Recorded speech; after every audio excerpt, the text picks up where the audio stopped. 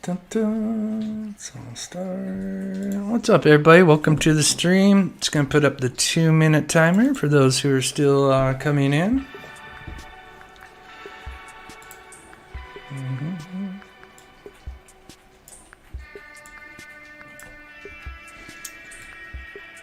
Welcome to the stream, everybody.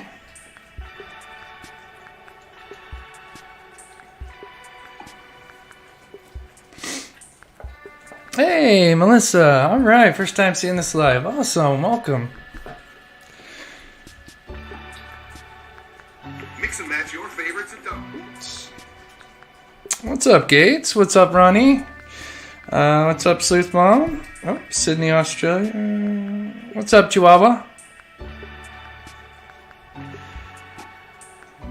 Setting up my chat on my phone here. Sometimes I can't see everybody's chat on the screen, so I set it up on the phone so I can see everybody's chat as well. What's up, KJ? What's up, Amy? Oh, nice. What's up? What's up, Deborah?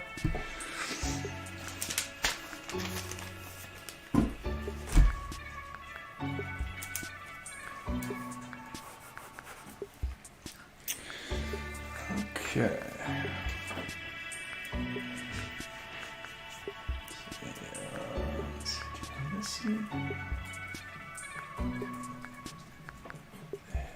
Okay.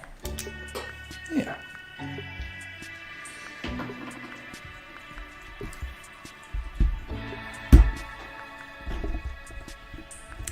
Can you guys put a 1 in the chat if you can hear me okay?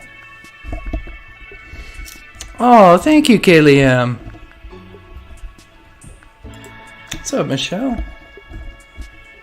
Oh, uh-oh. You know what? I gotta fix something real quick. Okay. 1 second, everybody. I forgot one thing. Let me put that in there.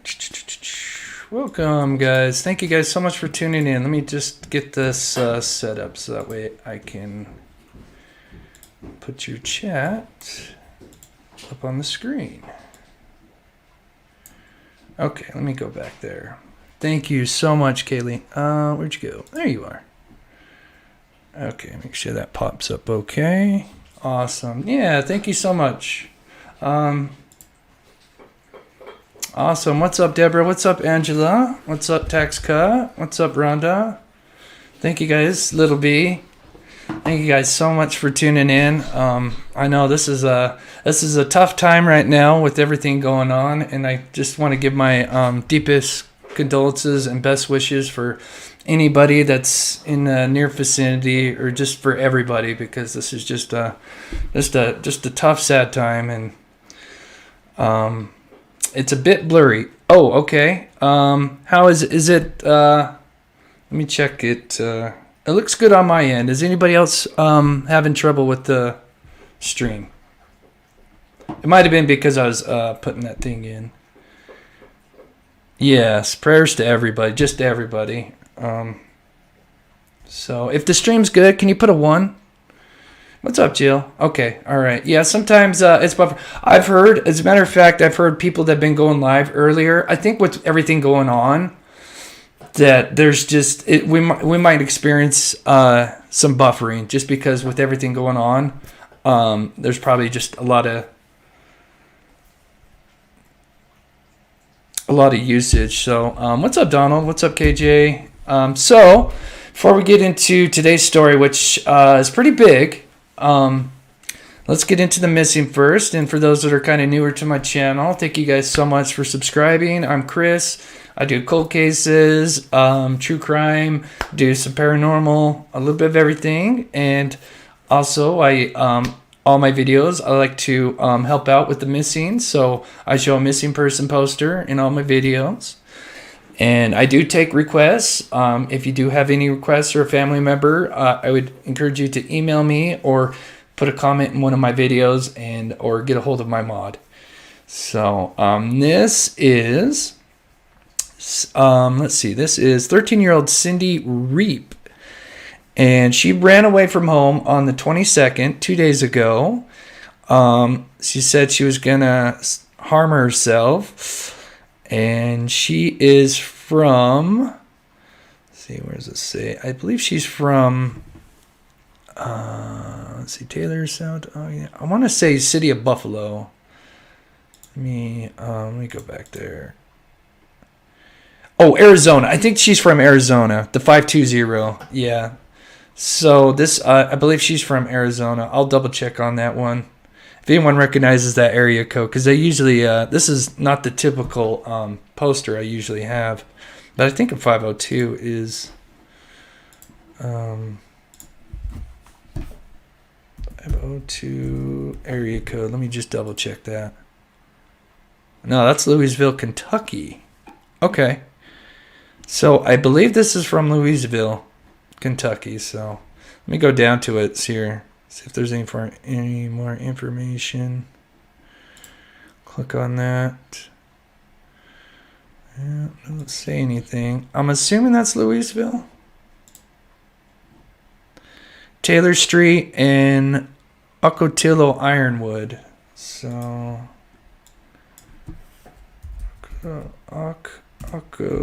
sorry. What was that? That was Ocotillo, Taylor Street. Taylor Street. Yeah, Arizona. That's what I thought. Okay, she's just got whoever has that phone number. So it is Arizona. Oh, I did. Yeah, you're right. I did put a 502. Thank you, guys. All right. Yeah. Okay, that is Arizona. Thank you.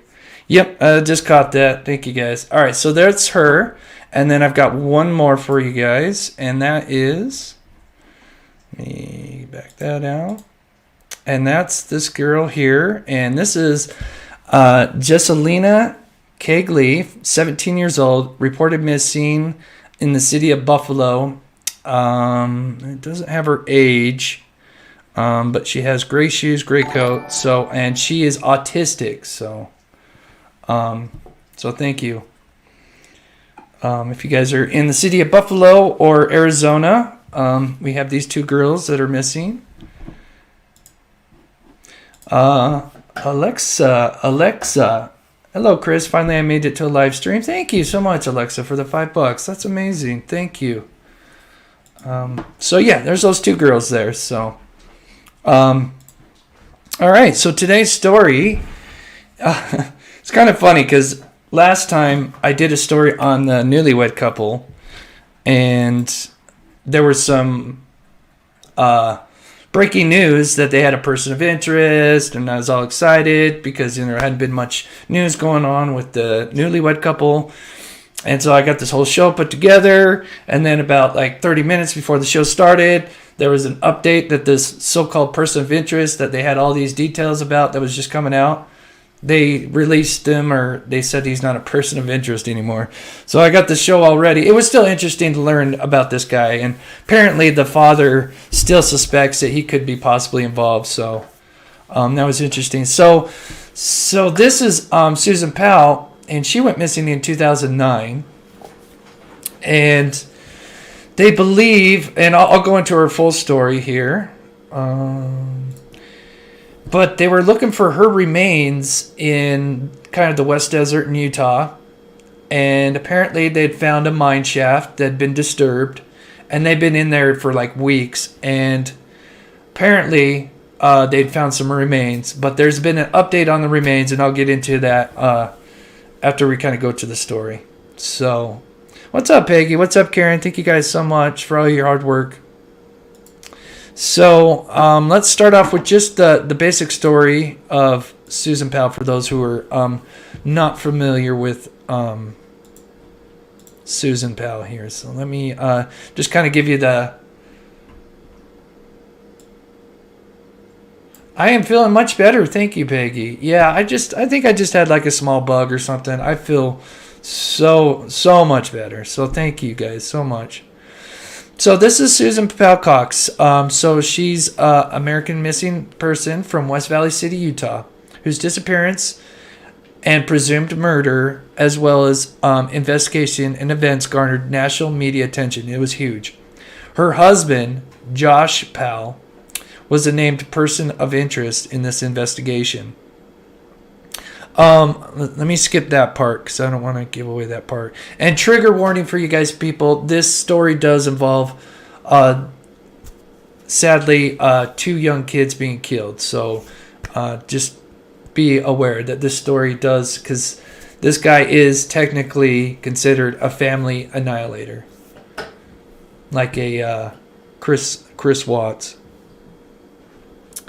So let me go to the part where she went missing here. So her husband is Josh Powell.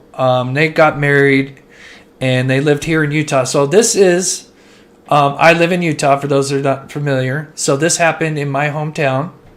And I actually remember when the billboard went up, it was crazy because it was kind of like, I take 7th East and it's just kind of like a major highway that I use. And we're kind of known for our billboards in Utah, but usually they don't change very often. But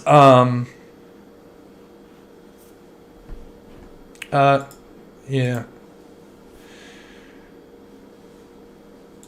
Okay, I had to hide somebody real quick. Yeah, if we see anything about that, mods, if you can do it. You guys might have some work today. I apologize. Sorry, we might be getting some trolls because of this stuff. I don't know. Sorry about that. Anyway, I just had to get rid of somebody. So anyway, so they've been married, but yeah, back to the billboards. So we have a lot of billboards and stuff. And so this happened in 2009 in West Valley, Utah. And apparently he went on a vacation. Well, let me go to the story here. Let me find it. Let me read it so I don't miss any details, because there's a lot of details in this. Okay, here it is. So on the morning of December 6, 2009, Susan, Charles, and Braden attended church services. So I think Charles and Braden are the 2 boys. So it was, Susan and Josh, and then their 2 boys, Charles and Braden. So after they went to church, yeah, thank you, Jill. Yeah, I know, right? It's stupid. So, let me get back to where I was reading here. So they attended church. They came home. Apparently, the neighbor had seen them. And this was the last time she was seen, apparently. So this was the last time Susan was seen by someone from outside the Powell household. At first, the entire Powell family was reported missing on December 7th, the next day, by relatives, because December 6th was a Sunday. Okay, so Sunday here in Utah, it's heavily LDS, and so most people go to church on Sunday. So usually, people that are in that kind of religion, they usually go to church, and then they hang out and do family events together on Sunday. So the next day, Josh was supposed to work. He didn't show up to work, and no one had seen the family. So I'll get back into reading the story. So let me see. So the entire Powell family had been reported missing because they're like, wait, Josh didn't show up to work. LDS Mormon, it's a religion.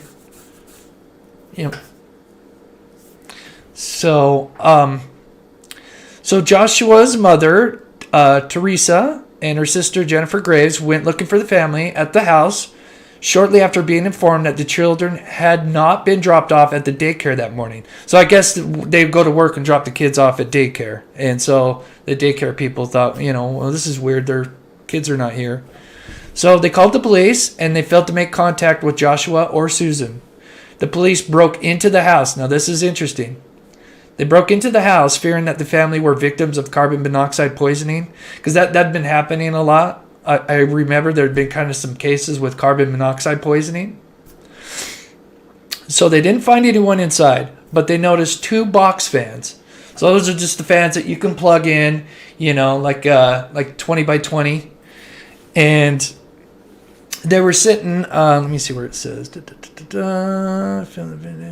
box blowing. Yeah, so it was in the front room, and it was blowing on a wet spot near the couch, or on the couch. Okay, on the couch. Susan did not show up on her job on December 7th. Her purse, wallet, ID were all found in the house. Her cell phone was found later in the family's only vehicle.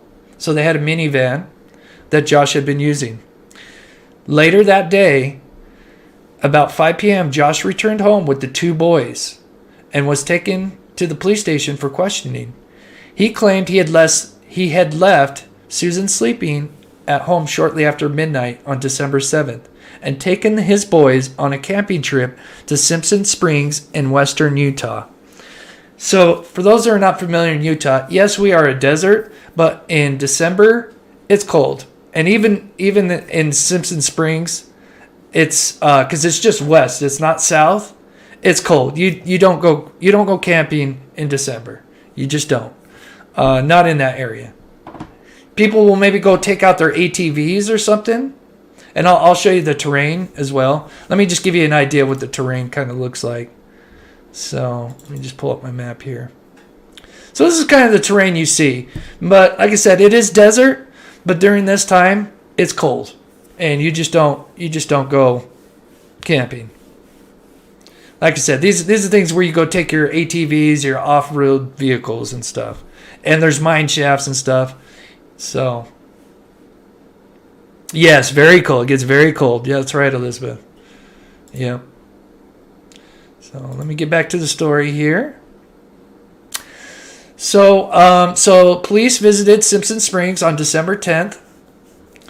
So what he said is he took the boys camping in the middle of the night, and I'm going to play the interview right after I finish this little bit here.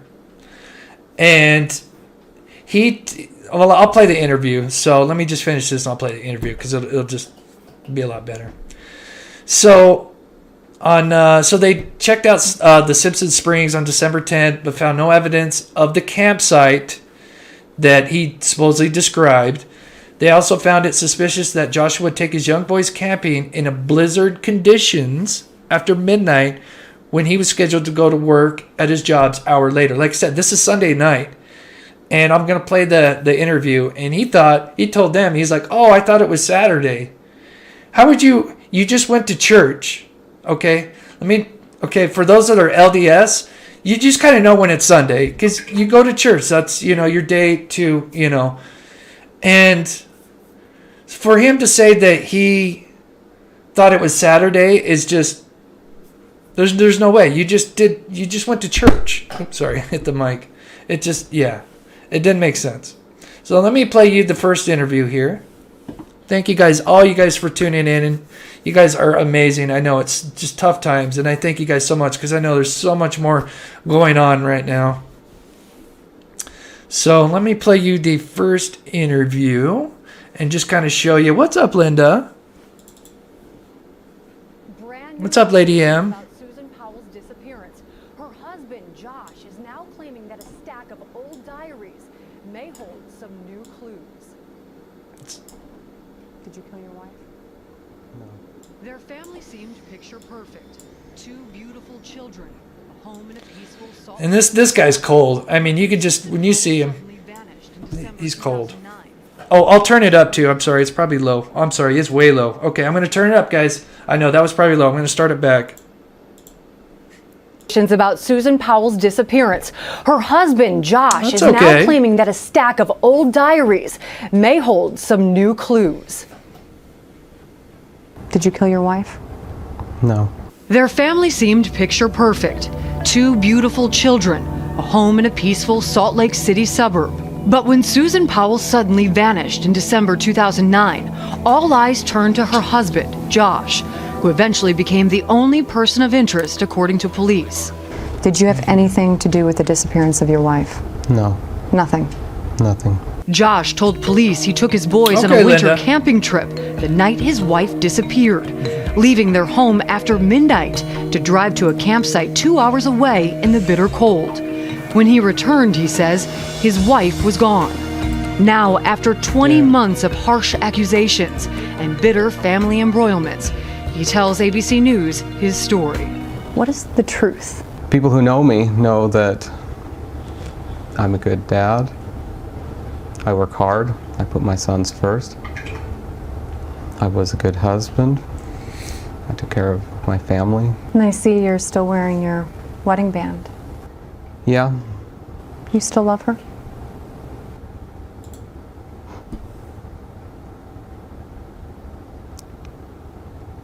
Oh, wow. yeah. I guess you could say that I still love her. At times, he stopped the interview, claiming he needed time to collect himself. Why? I am so sorry, guys, that I had that Viva Putin on. I did not know. I was just trying to take his comment off. I didn't realize when I clicked on him that highlighted his comment, and I hadn't took it off. I am so glad. So I apologize for that. Take your 2 young sons camping after midnight, freezing cold temperatures. Yes, Lady Well, M. We just go out and do things that are fun. But it's after midnight. You know, shouldn't your sons be sleeping? Weren't they sleeping? People who know me know that time is hard for me to keep track of. I tend to be spontaneous. I do things in the spur of the moment. Why not call work the next morning to say, hey, I was out camping, I'm not going to be in today? To be honest, Saturday was a blur. I was convinced it was still Saturday. Now, remember, they went to church that day. This is what I'm saying. Like, he went to church and then came home, and then they went, in the middle of the night.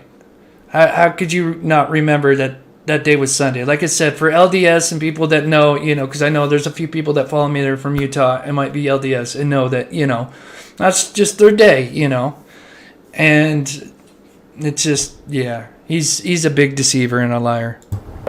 And the search for Susan Powell continues. Just last week, West Valley City Police following up on new leads, searching these abandoned Hey, Claudia, and thank you for the donation, Claudia. Thank you so much. mines in the Nevada desert for clues. While Josh and his father, Stephen Powell, have been making parts of Susan's old journals public, claiming it provides possible reasons for her disappearance. What did those journals tell you about Susan's life growing up? Susan was very emotionally abused as a child. Her mother... Okay, so I really don't want to play this because he kind of downplays her and just it's sickening. So I'm going to skip it a little bit. He just, he's just trying to make it seem like she was, broken, and it's disgusting. So I'm going to skip it just a little bit, guys, because it's disgusting. Wonders if she left him and their 2 young children for another man, a claim police will not substantiate. Has she ever been unfaithful to you? Never that I know of. Then why do you think that she would just run off with another man? She's a very sexual person. Josh Powell's father, Stephen Powell, then goes on to make the bizarre claim that he's had a sexual relationship with his daughter-in-law. Okay, so just to give you some, for those who are not familiar with the story. Now, this guy here is his father, who is even more weirder than, I don't know who's weirder. I mean, they're both just messed up. So this is his father, who is the father-in-law to Susan. And he, since then, he's been busted for CP, pornography, not the good kind, and voyeurism as well. And he started falling in love with his daughter-in-law, and literally talks about it. It gets so weird. Susan was very, very sexual with me. How can you talk to that's your daughter? I'm sorry. Like I said, trigger warning for these people. This story gets, like I said, this is kind of like a Chris Watts, a family annihilation, but it's got some really twisted turns to it. It was very flirtatious. I mean, I'm her father-in-law. Yeah. And she would do a lot of things that I mean, she did it. I did. I mean, we interacted Look at her in a face. lot of sexual ways. I just got to replay. I'm sorry to interrupt. I had to kind of commentate, so I'm not still in the clip. But just look at her reaction. I got to do it one more time. Just look at her reaction when she's hearing what he's saying. Let me just go back just a little bit. Watch her reaction when she looks at him. She is like, "What in the heck?"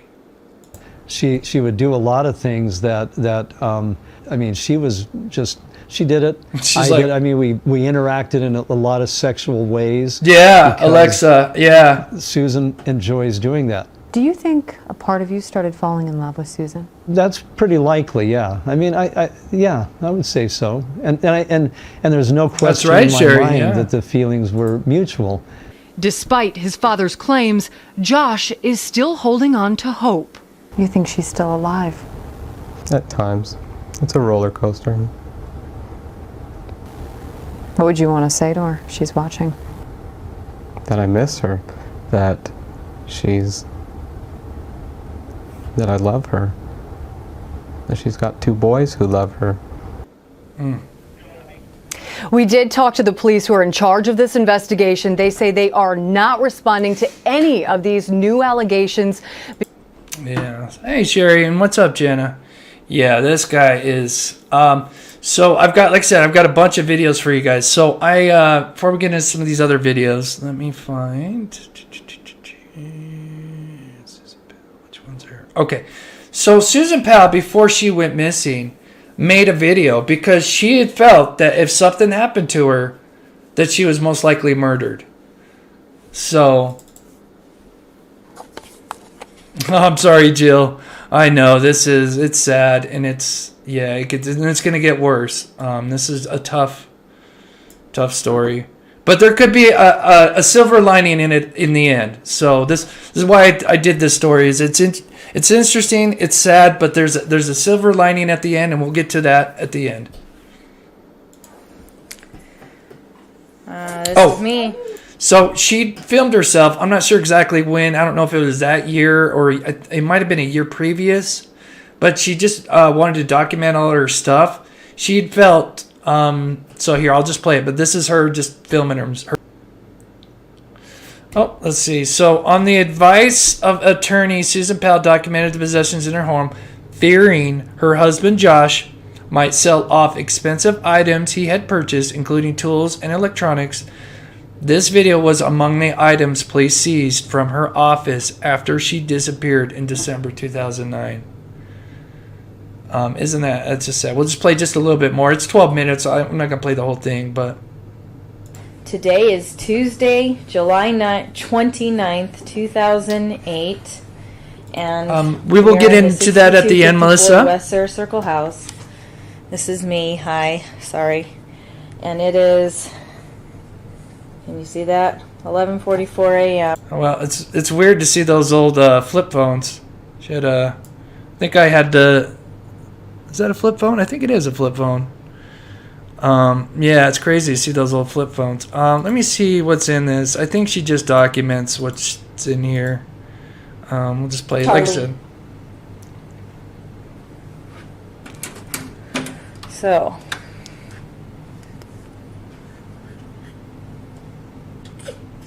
Don't touch the TV. So I think it's just her going through, the house and just showing her items and stuff. I'm just kind of... Yeah, that's right, Bianca. Saw, an iron, lights, sanders, drills. I'm going to let this play for just a second while I grab a drink, guys. Give me 1 second. Cases of something.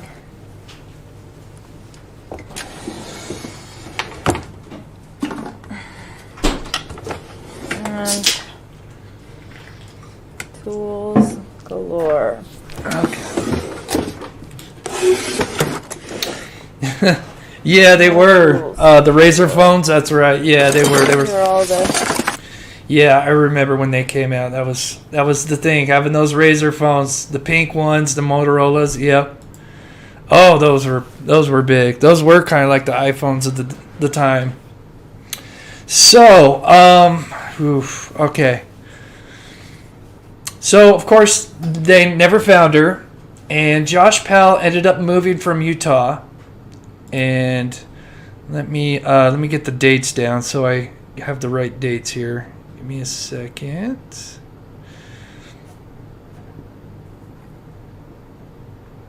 Okay, so the incident that's coming up is on the 2010. And moment claim. So he eventually is gonna move just because everything going on. He goes and moves to Oregon. Trying to figure out exactly. Communities in. So I think it was Pendleton, Oregon. And is it Washington? Okay, that is Washington. Yeah, okay, it was Washington. His father. Oh, that's right. His father was in Oregon. So. Order evaluations. I'm just kind of looking for some dates real quick. In the last week of January 2012, and Powell home. So they, like I said, they had found all this bad stuff on his father's computer, and eventually arrested him. And so I'm just looking. So it was February 2012, Washington. Okay, yeah. All right, so. This is where it gets trigger warning.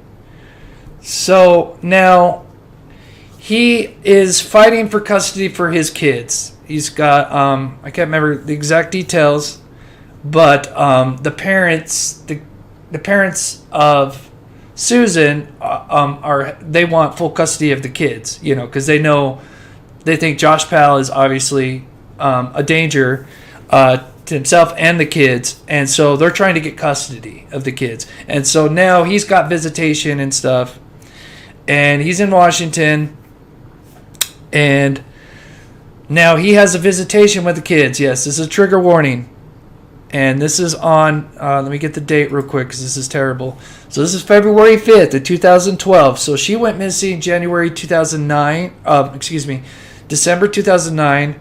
So it's been 3 years. Yep, 3 years. A little less than 3 years, but we'll just say 3 years.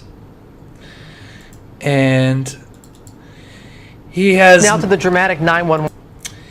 The kids are having a visitation with Josh, and there is a social worker, who's coming there to check on the kids. And this is what happens. One calls revealed from the Powell family tragedy. Those chilling calls made right after Josh Powell's house exploded into an inferno. 2020 anchor Chris Cuomo is there on the scene and has the latest for us this morning. Good morning, Chris. Good morning, Robin. The more we learn about what occurred here and in the Susan Powell investigation, the more we learn none of this needed to happen.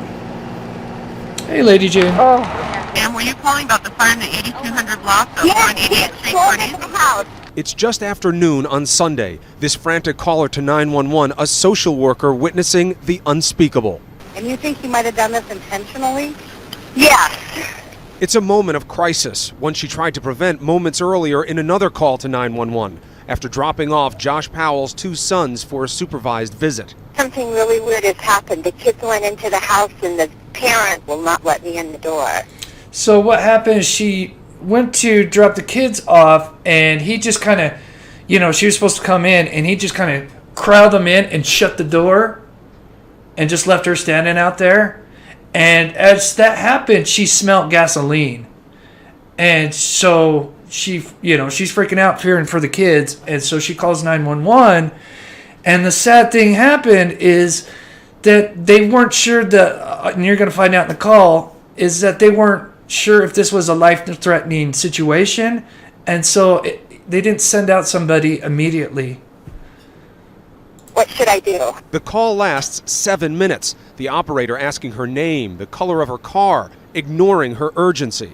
But I think I need help right away. And this is the craziest thing. He looked right at me and closed the door. Are you there? I smell gasoline and he won't let me in. In a by-the-book approach, she's told officers can't respond immediately. Ma'am, they have to respond to emergency, life-threatening situations first. Well, this could be life-threatening. I'm afraid for their lives. So, just Melissa, she went missing in 2009, and now this happened in 2012. We know now inside a crazed father is butchering his children and setting off an inferno, 10 gallons of gasoline. He blew up the house and the kids. He didn't ever leave the house. He just opened the door. The kids were one step ahead of me. They're 5 and 7. They were one step ahead of me, and he slammed the door in my face. Instantly, a flood of calls from neighbors. Fire, there's a house on fire explosion. The house just blew up and it's on fire.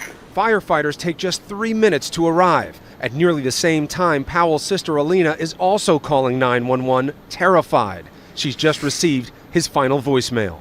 I am not able to live without my sons. I'm sorry to everyone I've hurt. Goodbye. I'm terrified to drive over. I'm afraid of seeing something. I don't want to see it. Though he took their lives, he won't get to keep them.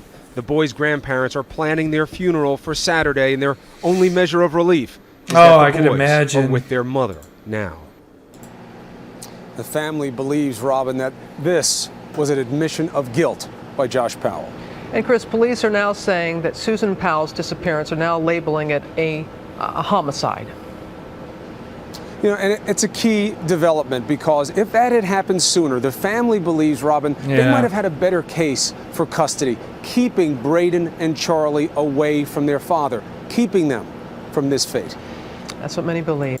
So yeah, I apologize, guys. That is tough to hear. And yes, that poor lady. Oh my goodness, you know.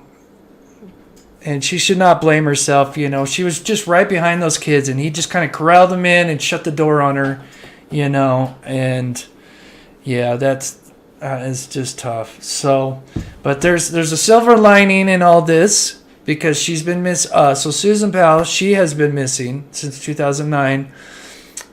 Is most likely deceased, but when they interviewed Josh and the kids, even though the kids were like 3 and 4 or something like that, they were real young, just barely able to talk.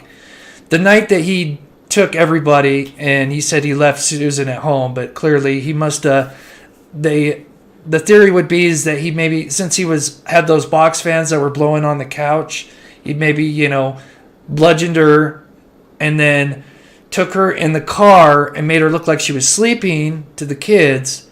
And then they went out to this Simpson Springs, but he went further than Simpson Springs. Obviously, that was just his alibi. But and then the theory is he threw her down a shaft. Let me take a sip here. So they have been searching mine shafts, and so there's been this crew, and so out in this West Desert here. Oh my goodness! I hope I can pronounce this. Wait, let me see. Is it gonna Nearlin? Ekinance? Oh my goodness! I'm gonna say Nearlin until I got to see the full letter. Thank you so much for becoming a member. I hope I did butcher your name. I'm so sorry, and thank you so much. I will look at your name so I can pronounce it better because I butcher names on YouTube. I am so sorry, but thank you so much. So yeah, so out in this West Desert, they have so they go mining for topaz, you know. Emeralds, all these different kind of rocks that they can, you know, ores and stuff. And so I'm just going to pull up Google Earth real quick and just kind of show you guys what it looks like. And so there had been these one guys that, you know, they look at these mine shafts and stuff, and he had his eye on this one. You got my name right? Nearlin? Awesome. Okay, yeah, I'm not going to try your last name yet because I'll butcher it. I know I will. But I know I can get it. But thank you so much. You're awesome. So I'm just waiting for Google Earth to set up here for a minute. I'm sorry, it might buffer a little bit because I'm pulling up Google Earth here.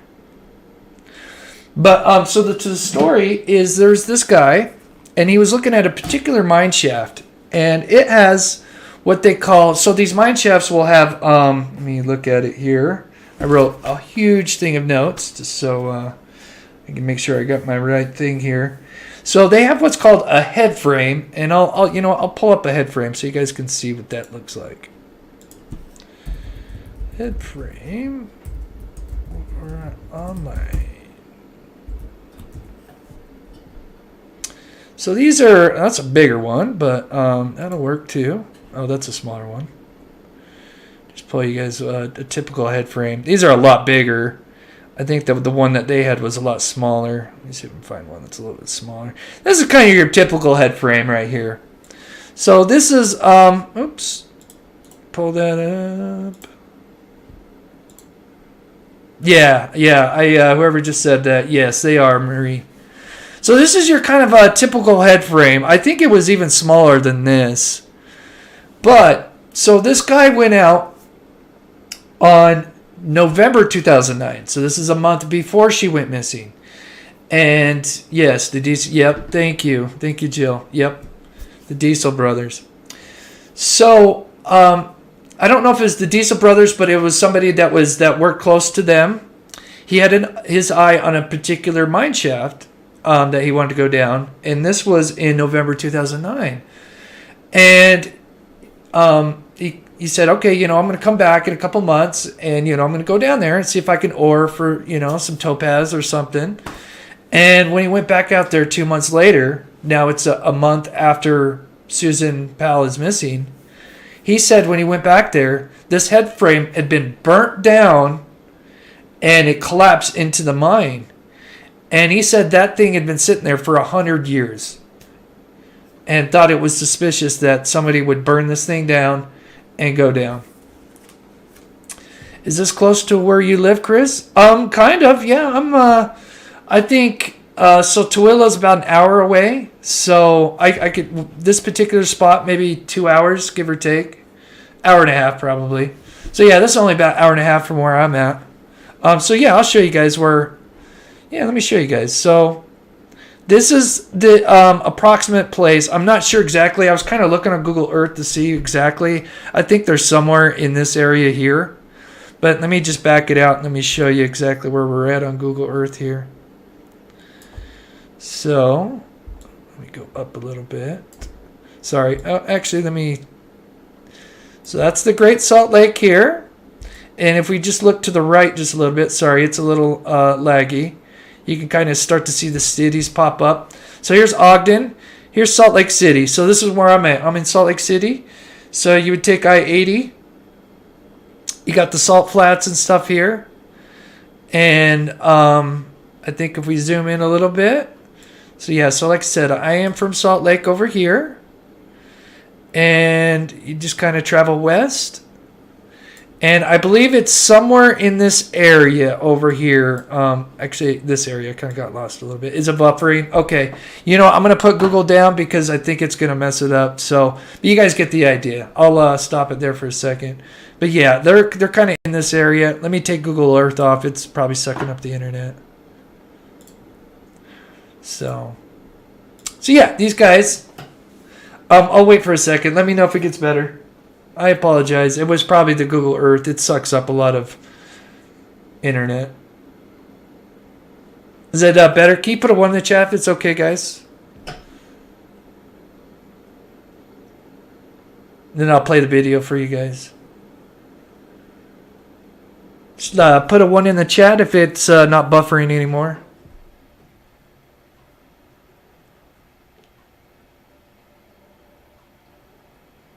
Still buffering?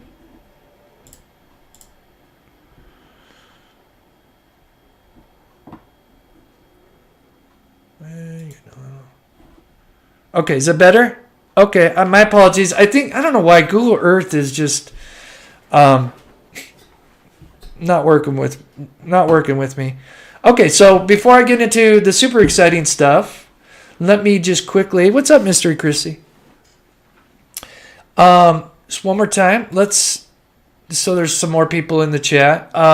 So this is 13-year-old Cindy Reap, and she ran away on the 22nd, 2 days ago, from Arizona. So if anybody's in that area, here's a better look at her right here. So Cindy Reap, 13 years old, went missing 2 days ago in Arizona.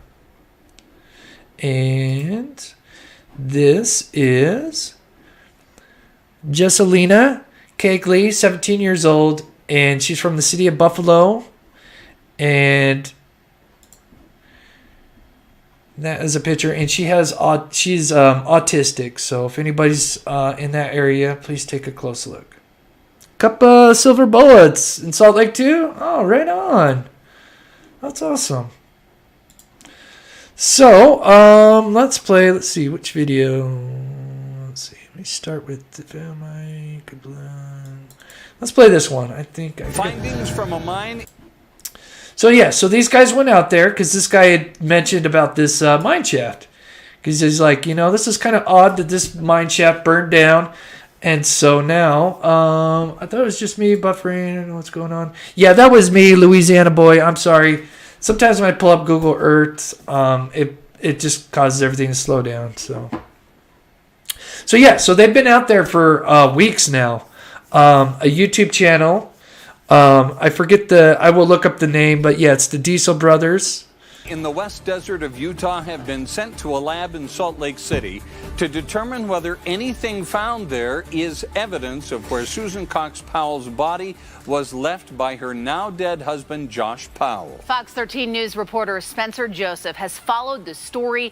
He joins us with more on the latest development. Spencer. Yeah, those findings include bones, a pair of pants that could potentially be women's pants, as well as other clothing scraps and trash. Awesome. Well, it's all potentially evidence of this unsolved case. Susan's family and friends are just now waiting for an answer. It was a pretty emotional week. Lots of back and forth. Is it her? Is it not her?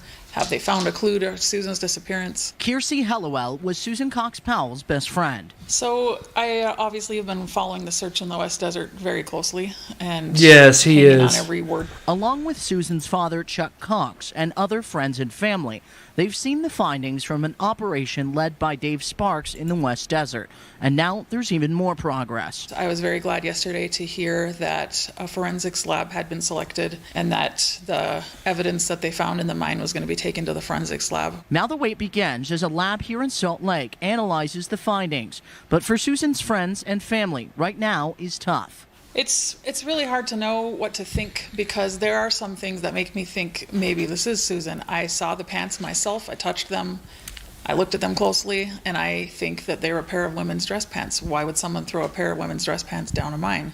I am trying not to get my hopes up because I have spent many hours crying over the last couple of weeks thinking, is this her? We really found her, and then ration will come back. And it has also renewed lots of communication. Messages flying back and forth over the internet.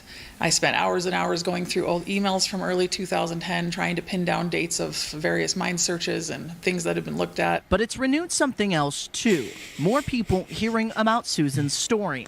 Hallowell says even in the last few days, people have reached out to her saying they are survivors of domestic violence and that Susan's story has helped them. But as findings from the West Desert are being analyzed, a now growing community of friends and family are waiting on any results. I hope that whatever is found, if there's any kind of evidence, if there's any kind of DNA, that it will hopefully solve something for some family that's grieving somewhere, if it isn't Susan. Oh, Tim Dog, really? That's awesome. That's cool. That's so cool for us to all get together, That's awesome. That's so cool. Thank you guys so much for tuning in. So I got one more story, and then I'll go over the news that just kind of... There's even more breaking news.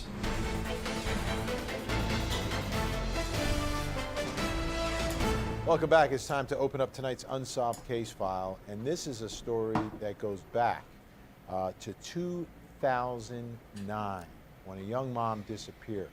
You're going to recognize the name because this was a national story. Susan Powell went missing out of Utah.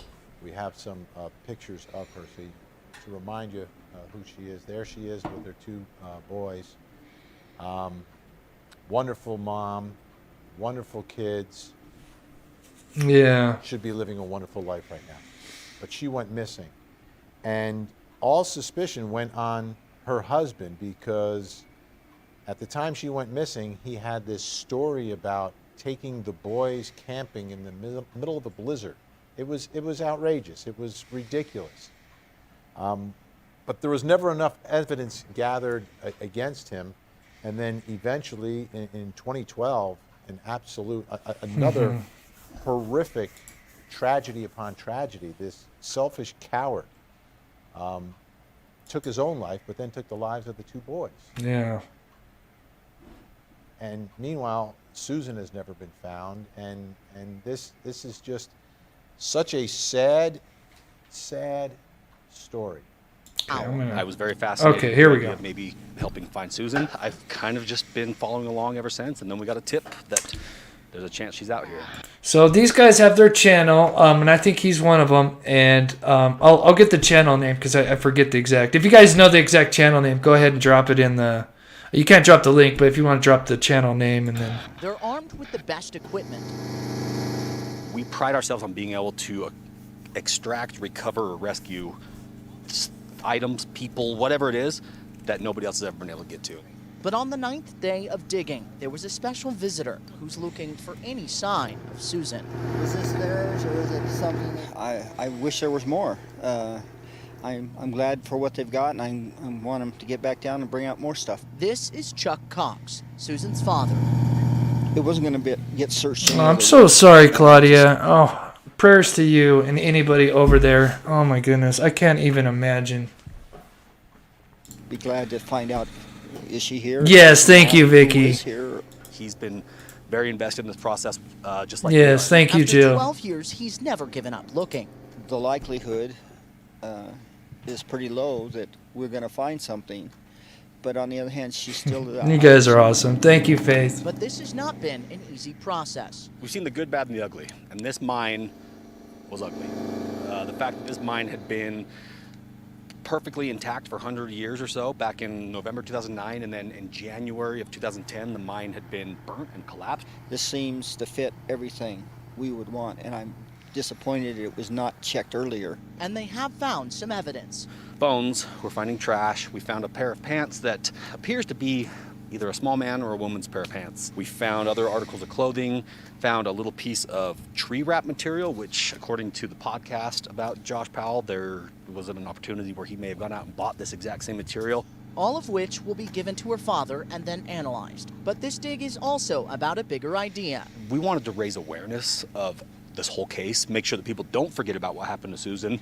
I never knew Susan, but I feel connected to her in ways that I can't explain. And as bucket after bucket is brought up and searched, for Chuck Cox, it's one step closer to finding his daughter and finding peace.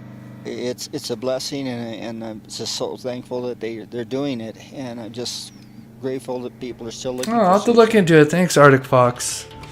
Amazing work being done there. Absolutely amazing work. But you heard why they yes, they Vicky. received a Yes. tip.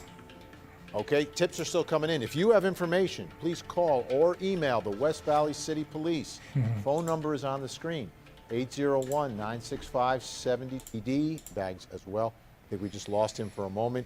And joining us now is a special guest, joining us from Puyallup, Washington, Susan Powell's father. Oh, interesting, Denny.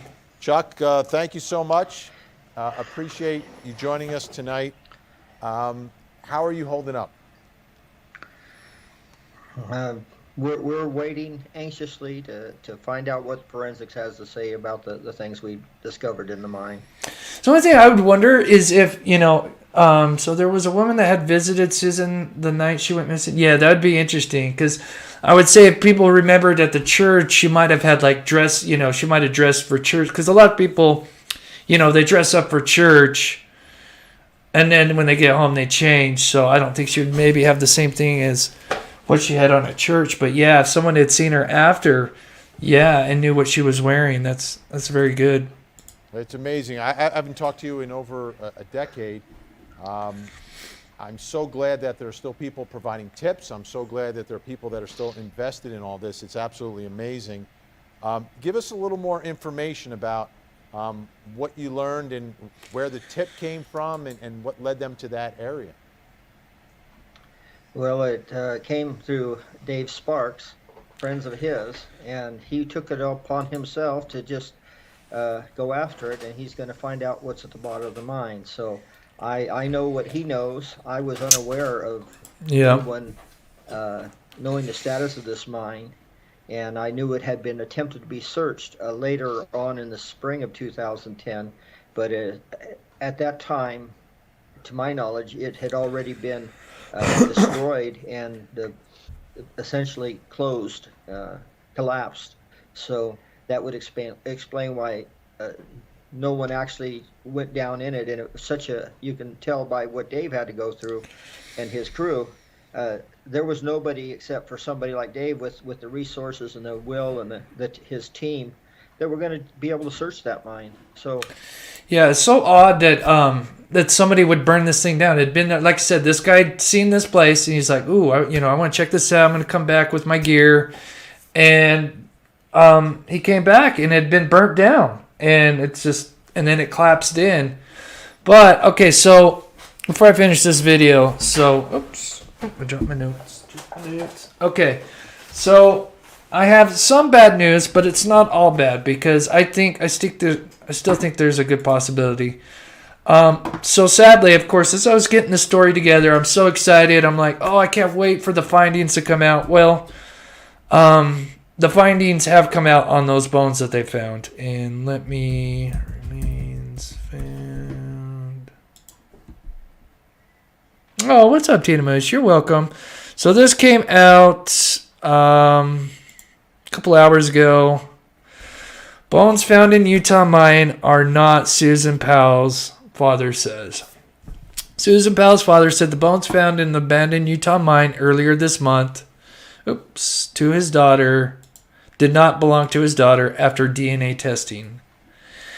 Bones found in the Utah mine, the DNA says they're not human. The DNA from the pair of pants in the area belonged to a male. Some other clothing items found in the area have not yet been tested yet. We'll see where it goes, but the next step would be to get the other items tested and to go back up to the mine and screen the material they pulled out of the mine and get the rest of the material out of the mine and screen it. So there's still hope. There's still hope. I think maybe what he could have done is maybe he threw her in and then maybe he threw some stuff on top of it to like some animal bones or something. So it's not over, and they're still, because I'd seen that. I can't play his YouTube video because I'd probably get copyright struck. But they'd found a lot of stuff, and I think there could still be more stuff. I know everybody's like, no. I think, yeah, and there's tons of other mines, but I still think there's it's not over yet. Because I think they're just testing what came out first. So there could be stuff more down in there. So I'll just finish what it says, though. So the pants are encouraging, I'm sure, to everybody. But the West Valley Police has been involved, and they're interested in proceeding on now and helping and sharing with the law enforcement in the area. Susan Powell was reported in December 9. Okay, now it's just kind of going for old information. And we don't want to talk about that anymore. Okay, so nothing else. Well, let's see. Okay. Last week, Cox said the pants found during the initial search matched the style and size of Susan Powell wore at the time of her disappearance, according to former co-workers. When Cox heard privately funded searchers made the discovery earlier this month, he drove to the abandoned mine in Utah's West Desert to thank the crew and join the search. He's a family that started the foundation to help DV survivors. West Valley Police Department investigating disappearance has not returned phone calls. So that's about it. So yeah, so it's not over yet, and they still have, like I said, they've been pulling stuff out, and they've only tested the initial stuff that's came out. So it could have been that I know it sounds bad, but he threw her remains down there, and then maybe dumped stuff in there just in case, and then burn the whole thing down. So just, to make it, because that just sounds like the kind of guy he would be to do that. So I think, and especially having these guys out there, I think if it's not this mine shaft, they're going to find her. I think these guys are so committed that it's just a matter of time. So I don't think these guys will rest until they find Susan. So big shout out to, the Heavy D Sparks. I hope I said that right. But yeah, they're going to find her. I have no doubt. Here's a kind of a look at the shaft here. So this is what they're working with. So you got to remember that thing just collapsed, and so they've been bringing stuff up. Yeah, animals could have. Yeah, it could have been. He threw it down there, and then animals somehow ended up in there. I'm not sure. I've never been to a mine, so I don't know the access. If an animal can fall in down there. Usually, I think they're covered. But who knows? So, yeah, I think because it's interesting that and Tina, that's interesting to mention that. Something with him and gasoline and fire. So it just, when they said this thing burnt down, because apparently he had burnt something in his garage, and they believe it could have been the thing that he used to bludgeon Susan with, because it was just burnt down to nothing. He took a soldering iron, and they believe that he took a drill, one of his drills, and then, bludgeoned her. And then he took that drill and he set it on his table in his garage, and he took a acetylene torch, and he actually had drywall placed under it, so I guess it wouldn't catch fire. So first he put gasoline on this drill, is the theory. And so when he first initially burnt this drill, the drywall kind of caked onto this clump of metal that's being melted down. And then he took a acetylene torch and then burnt it down some more. Anyways, they have this. They found this stuff in the garage, and they could not figure out for the life of them what it was. But this guy had done some research on it and kind of reenacted burning down a drill and placing it under drywall, and he pretty much was able to come up with about the same results as what they found. So they think that he, got rid of the murder weapon by melting it down. But they do actually have that melted down stuff, so, which is interesting. But yeah, so he is something with him and gasoline and fire. It just kind of does scream Josh Powell. This is one of the pieces of bone they found. I just took a couple of screenshots from the video. But so I think there's definitely a good chance that there's more down there. And if not, there's tons of more mines. This is kind of the area here, as you guys can see. Let me see, I got another screenshot of it. So this right here, this little town, I think is Simpson Springs. I could be wrong. Let's see. This is Simpson Springs. This is Dugway. I think they're out over here somewhere. I'm still trying to figure out exactly where they're at. I think I need to watch the video and just get the pinpoint exactly where they're at. But they're just kind of west and north of the proving grounds. Anybody that's in Utah kind of knows what I'm saying. So he said he went here, but they think her remains are up here, and that's where they're at. And so you got Salt Lake City, and yeah. But yeah, Susan's dad's been real tough and just such a great guy, and goes out there and supports these guys that have been doing that, and that's just, it's so amazing what they're doing. Yes, there is, Marie. Yeah, so this is kind of an area where you mine for, topaz, emerald, amethyst, all that stuff. So there are other mines out there for sure. But a lot of these ones have been searched, and it was interesting that this one had been burnt down, and so they thought that was kind of suspicious. But I think, it's just a matter of time. These guys are well funded. So the resources with them are, they got good resources. So that's amazing. We got another person from Utah. Oh, that's awesome. In Pleasant Grove. Okay, you're just, Urza. Yeah, you're just south of me. I'm in Salt Lake. Murray. Kind of closer to Murray, I guess. So, yeah. Chris OnlyFans. You guys are funny. So, let's see, what time is it? So, yeah, we started, been gone for an hour. So, yeah, I think, sadly, the house that I had found, it fell through literally the last minute. I'm so bummed.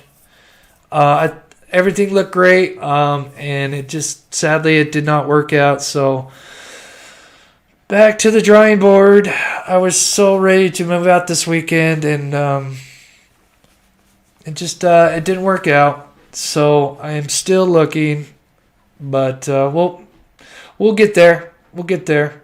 Yeah, Murray's nice. So what's up, Sherry? Welcome. There's one more thing I was gonna go. Okay, yeah. So the donations too. So yeah. Oh yeah. I gotta find my place. Thank you, Aunt Denny. You're so sweet. Oh, you're still not a member. Oh my goodness, you poor thing. Didn't I didn't even get to email you. Yeah, poor Aunt Denny's been trying to become a member forever, and I feel so bad for her. And I wish I could. I don't know why it's so weird because some people with Apple iPhones can become members and donate regularly and have no problem, and the other people can't. It's so frustrating, and I don't know exactly what to tell them because everybody has a different problem, and so I'll have to look into it a little bit more. So, yeah, and so I was just gonna say, yeah, our donations are over 200. Sorry, for the Humane Society, and I wanted to do that. So I think this weekend we'll turn over those donations during a live show. I'm not sure, maybe Saturday or Sunday. We'll find out. One of those 2 days.